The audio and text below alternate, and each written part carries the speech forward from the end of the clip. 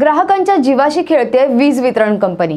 नमस्कार, मी रेणुका नाडकर आणि आपण पाहताय समर्थन लाईव्ह। राज्यात आणि देशात वीज वितरणचा कारभार वादाचा मुद्दा बनला आहे। वसई तालुक्यात वीज वितरणच्या गोंधळाच्या आणि मनमानी कारभाराने कळस गाठला आहे। विजेचा शॉक लागून माणसाचा मृत्यू होणं, जनावरांचा मृत्यू होणं या बाबी वीज वितरण कंपनी किरकोळ बाब म्हणून दुर्लक्ष करत आहे।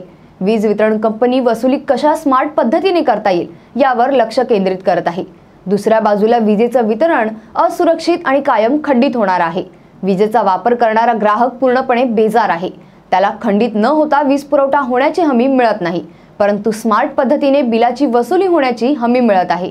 वीज वितरण कंपनीची ग्राहकांच्या जीवाशी खेळण्याची कार्यपद्धती आता समोर येत आहे। त्याबाबतचा काही गंभीर तपशील पाहू। आपण वीज वितरणच्या व्यवस्थेचं हे विदारक आणि गंभीर चित्र पाहत आहात।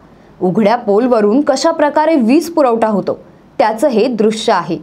पावसाळ्यात अशा प्रकारे वितरण व्यवस्थेमुळे अर्ध्या तासाचा पाऊस पडला तरी वीज पुरवठा खंडित होतो।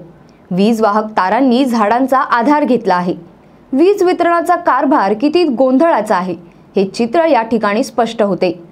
ट्रान्सफॉर्मर आणि इतर यंत्रसामुग्री प्रचंड असुरक्षित अवस्थेत आहे, ज्यामुळे अनेक वेळा काही नागरिकांचे बळी गेले आहेत।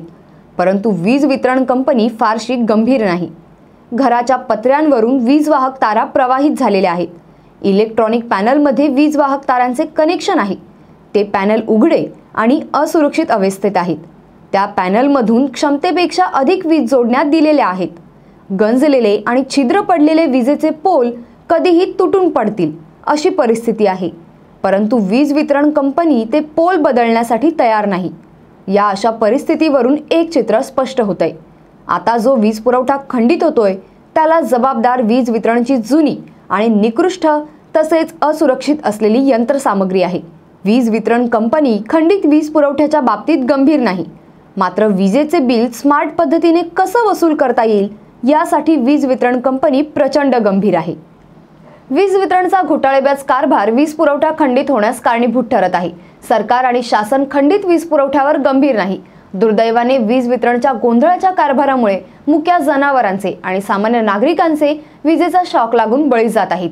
त्यावर सरकार आणि शासन गंभीर नाही, मात्र स्मार्ट पद्धतीने वीज बिलाची वसुली कशी करता येईल यासाठी सरकार आणि शासन प्रयत्नशील आहे।